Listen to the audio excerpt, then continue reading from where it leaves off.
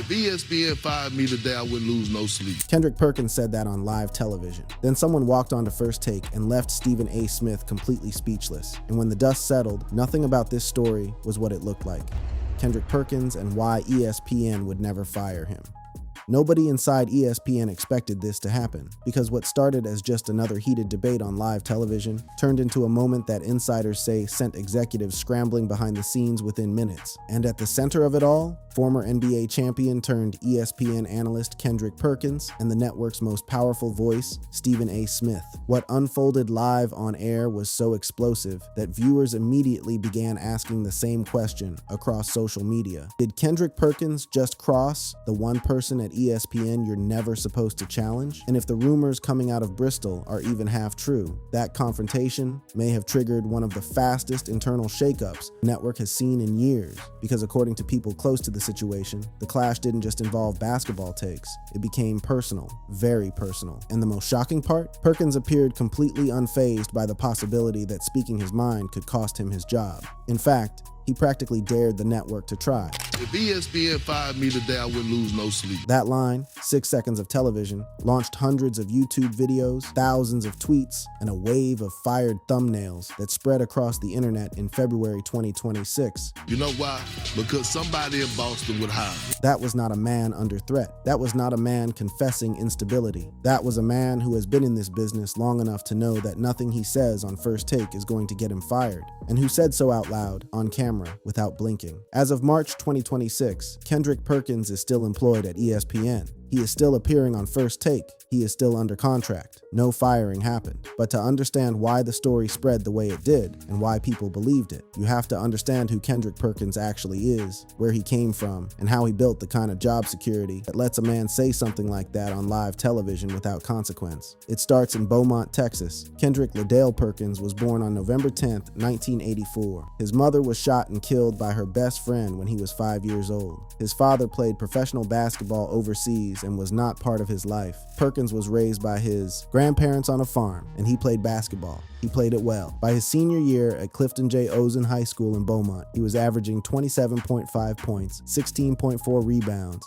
and 7.8 blocks per game. His team finished 33-1 and reached a state championship appearance. He was ranked the number 3 center in the country. He skipped college entirely. The Memphis Grizzlies drafted him 27th overall in 2003 and immediately traded him to the Boston Celtics, where he spent the next 8 seasons becoming one of the most feared enforcers in the paint. He was not a scorer. He averaged a career high of 10.3 rebounds per game in Boston. He was a physical, no-nonsense presence in the post, the kind of player teams built their identity around, even when he never led a stat sheet. He was a starting center on the 2008 NBA championship team alongside Paul Pierce, Ray Allen, and Kevin Garnett. In the 2010 NBA Finals, he tore his MCL and PCL and missed Game 7. The Celtics lost. It is a moment Perkins still carries. In February 2011, Boston traded him to the Oklahoma City Thunder with Nate Robinson in exchange for Jeff Green and Nenad Krstić. He signed a 4-year, $34.8 million extension with OKC and helped lead them to the 2012 Finals alongside Kevin Durant and Russell Westbrook. Then came stints with the Cleveland Cavaliers, where he reached the Finals in 2015 and again in 2018, and the New Orleans Pelicans before he retired on April 15, 2019, after 14 seasons and 782 total games. He went straight from the court to ESPN. Perkins joined ESPN in October 2019 on a day rate deal, meaning he was paid per appearance with no long-term commitment from the network. His early role was limited. He was a rotating voice, not a fixture, but his chemistry with Stephen A. Smith on First Take changed that fast. Their back and forth had an energy that the show had not seen in a while. Perkins was blunt,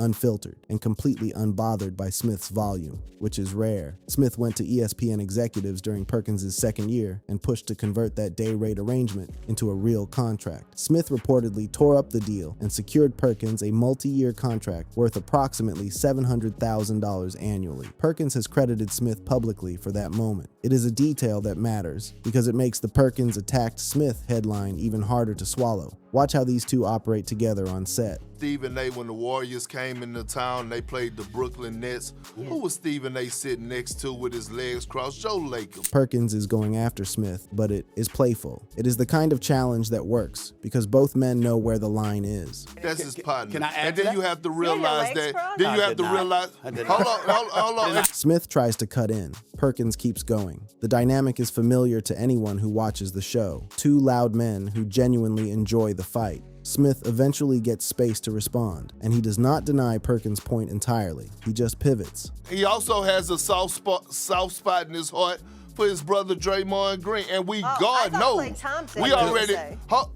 That is not a feud. That is a show, and it is a show that ESPN has been investing in for years because it works. In May 2021, ESPN extended Perkins again with an expanded role. In October 2024, he was renewed once more alongside Tim Legler, Monica McNutt, and Chiny Ogwumike, adding appearances on ABC, ESPN NBA Countdown, NBA Today, First Take, and more. So when Perkins sits down in February 2026 and says, "If ESPN fired me today, I would lose no sleep," he is saying it from a position of 4 contract renewals in 5 years. He is not a man on thin ice. He is a man who knows exactly where he stands. The firing story is not real, but the controversy that fed it, that part is very real. And it did not come from Perkins going after Smith. It came from someone else entirely. Someone who had been waiting months for the right moment to walk onto First Take and make Stephen A. Smith go quiet on live television.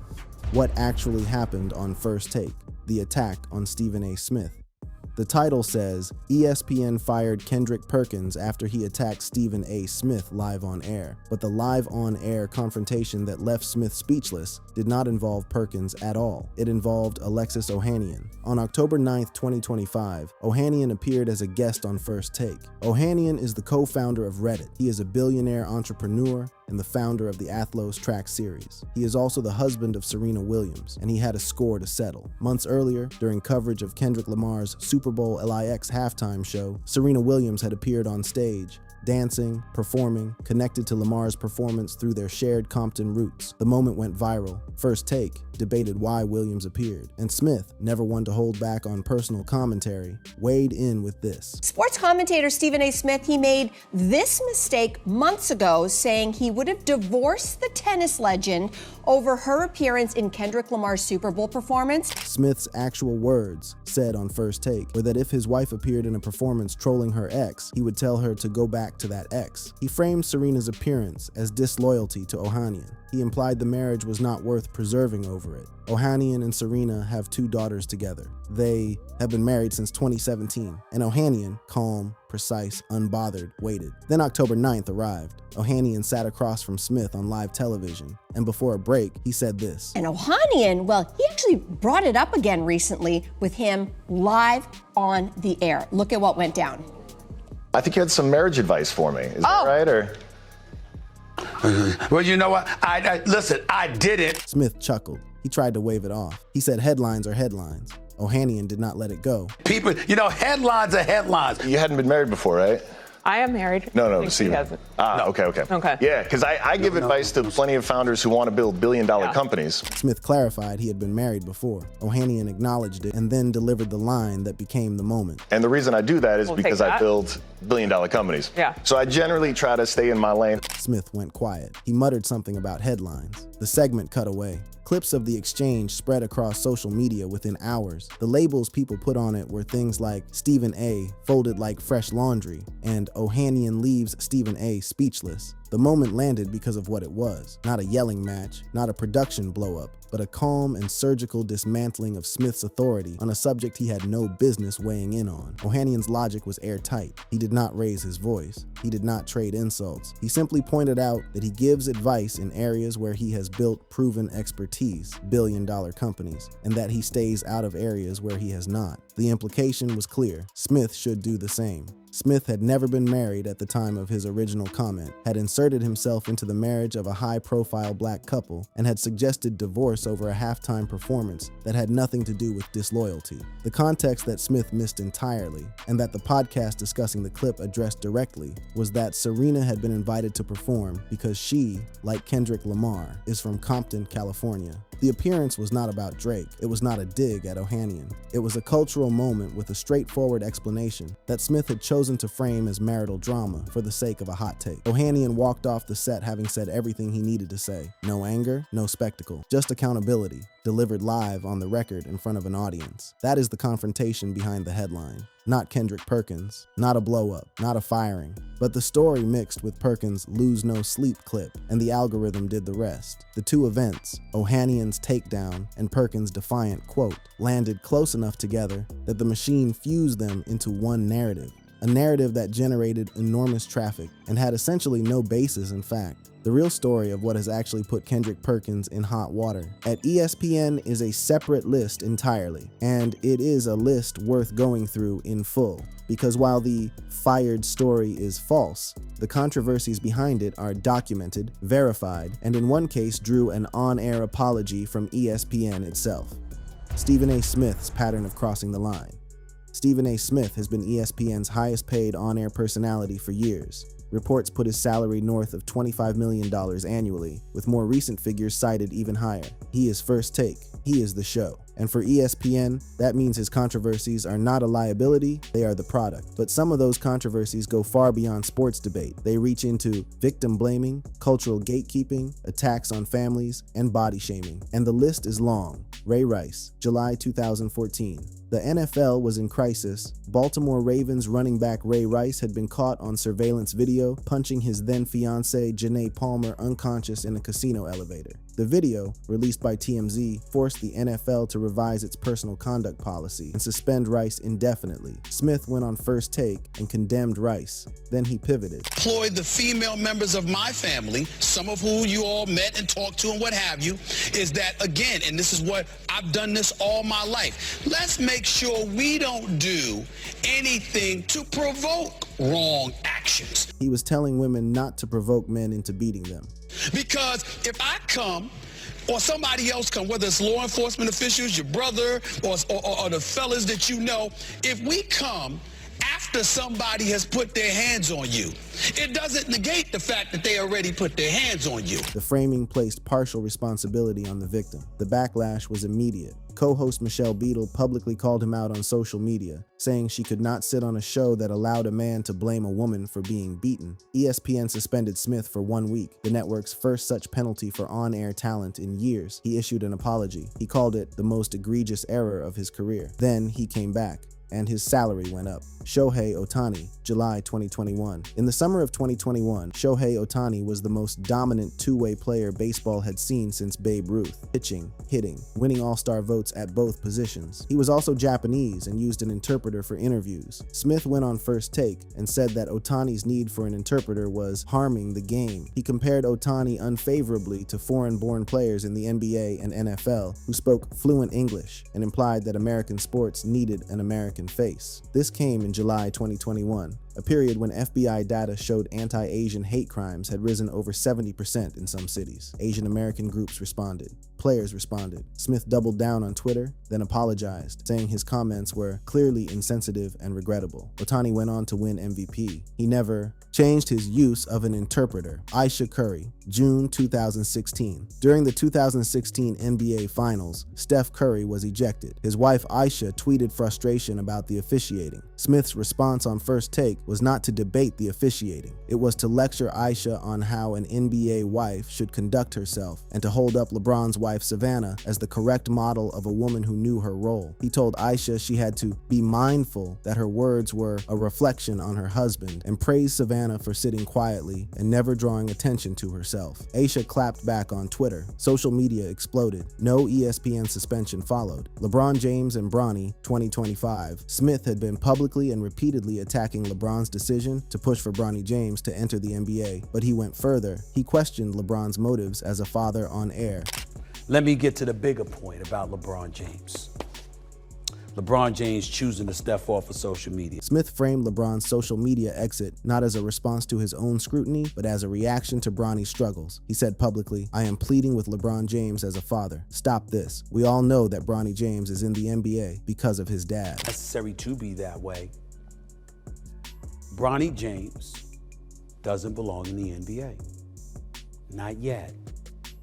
Some people say never. I don't believe that. LeBron confronted Smith courtside. Smith later admitted on air that the two men genuinely disliked each other. He then threatened to reveal personal information about LeBron, later apologizing for that one specifically. Zion Williamson, 2026. Most recently, Smith went after Zion Williamson's weight and conditioning on First Take, comparing his eating habits to substance addiction. He said on air, "You got people that are alcoholics, you got people that are drug addicts. What was Zion's problem? Food addict." The New Orleans Pelicans social media team responded with a clip montage using Smith's own voiceovers against him. Smith fired back by saying his popularity was greater than anyone on the Pelicans roster outside of Zion himself. No suspension, no discipline, just more clicks, more engagement, more First Take. That is the pattern. And it is the same structure that surrounds Kendrick Perkins, a man with his own documented string of controversies, his own near-firing narratives, and his own relationship with ESPN's embrace debate ethos. Both men have been untouchable not despite their controversies, but because of them. Kendrick Perkins controversies at ESPN.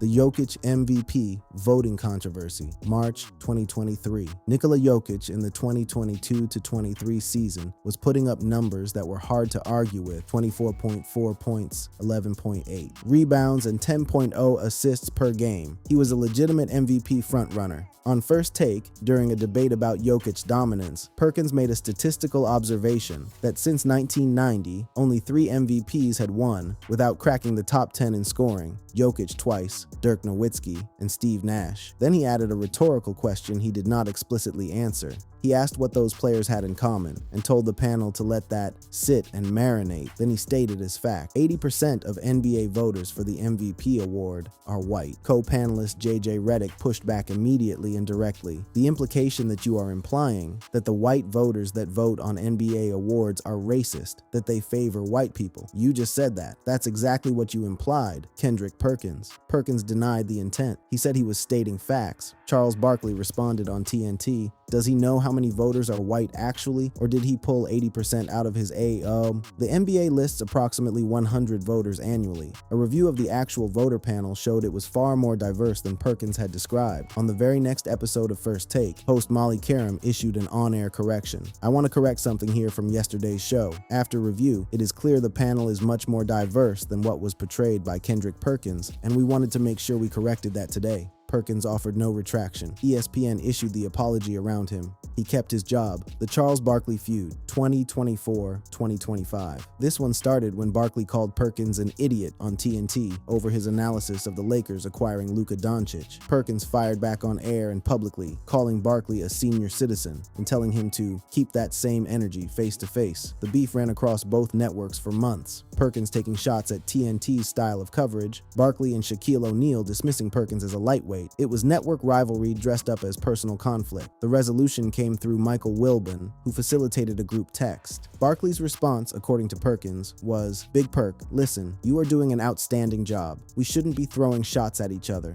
In the NBA Finals, let's link up and break bread." Perkins announced the piece on the Stephen A. Smith Show. Smith praised Wilbon as the godfather of the reconciliation. The two camps moved on, especially relevant since the Inside the NBA crew was transitioning to ESPN anyway. The Bill Russell comparison, 2025. On the Road Trippin' podcast co-hosted with Richard Jefferson, Perkins made the comment that generated his biggest backlash outside of the Jokic incident. While debating whether off-court struggles should factor into GOAT rankings, Perkins said, and this is a direct quote from approximately the 56-minute mark, "Everyone has had their own form of adversity. Back then, it was racism and death threats, but having to battle through the adversity of fucking social media as a player elevates right to that when you talk about mental toughness." He was equating the adversity diversity of social media scrutiny to the adversity Bill Russell faced, a man who endured death threats, had his home broken into, and played through the era of American segregation. The clip reached 1.8 million views. NBA announcer Eddie Johnson responded, "Someone get Kendrick a civil rights book for novices, please." Kevin Durant's response was 2 words, "Bad take." No ESPN discipline followed. The comment was made on an external podcast, but it fed the existing narrative that Perkins was one take away from removal, a narrative that, to this date,